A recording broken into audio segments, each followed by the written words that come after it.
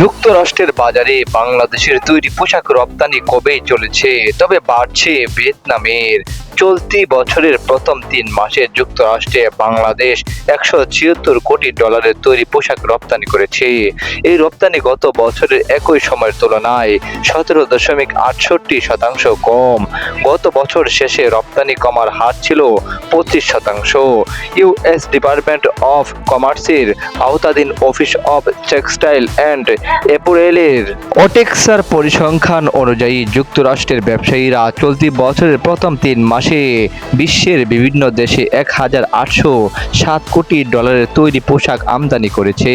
এই আমদানি গত বছরের একই সময়ের তুলনায় 7.14% কম। তথ্য অনুযায়ী 2022 সালে যুক্তরাষ্ট্রের ব্যবসায়ীরা মোট $9,986 কোটি তৈরি পোশাক আমদানি করেছিল।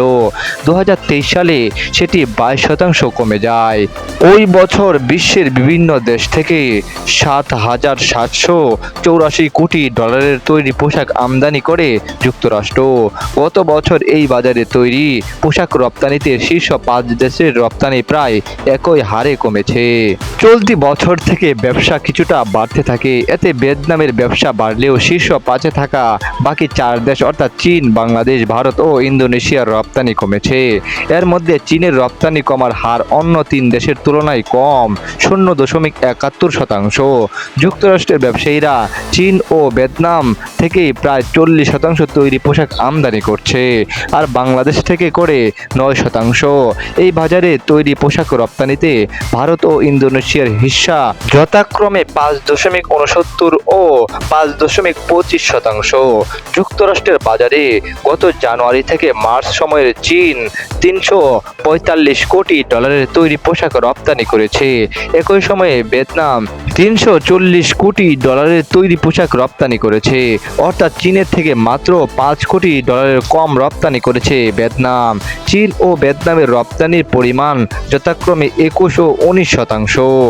যুক্তরাষ্ট্রে ভিয়েতনামের রপ্তানি যখন বাড়ছে তখন বাংলাদেশের কমছে। চলতি বছরের প্রথম 3 মাসে বাংলাদেশ $176 কোটি তৈরি পোশাক রপ্তানি করে দেশটিতে। এই রপ্তানি গত বছরের একই সময়ের তুলনায় 17.68% কম। গত বছর শেষে রপ্তানি কমার হার ছিল 25%। তার মানে বড় এই বাজারে বাংলাদেশের তৈরি পোশাক রপ্তানি ধারাবাহিকভাবে কমছে। পাশাপাশি যুক্তরাষ্ট্রের বাজারে আরেকটি দুশ্চিন্তা আছে। বাংলাদেশ সহ 5 দেশ নিয়ে তদন্ত করছে যুক্তরাষ্ট্রের সরকারি সংস্থা আন্তর্জাতিক বাণিজ্য কমিশন। কিভাবে দেশগুলো মার্কিন বাজারে এত বড় অংশ দখল করে রেখেছে তা তথ্য অনুসন্ধান করেছে এই কমিশন। বাংলাদেশের মতো যুক্তরাষ্ট্রের বাজারে চতুর্থ ও পঞ্চম শীর্ষ রপ্তানিকারক দেশ যথাক্রমে ভারত ও ইন্দোনেশিয়ার রপ্তানিও কমেছে। এদিকে চলতি অর্থ বছরের প্রথম 3 মাসে ভারত $122 কোটি তৈরি পোশাক রপ্তানি করেছে। এই রপ্তানি গত বছরের একই সময়ের তুলনায় 7.79% কম। এছাড়া ইন্দোনেশিয়া গত জানুয়ারি-মার্চ সময়ে রপ্তানি করেছে $102 কোটি তৈরি পোশাক। তাদের রপ্তানি কমেছে 14%।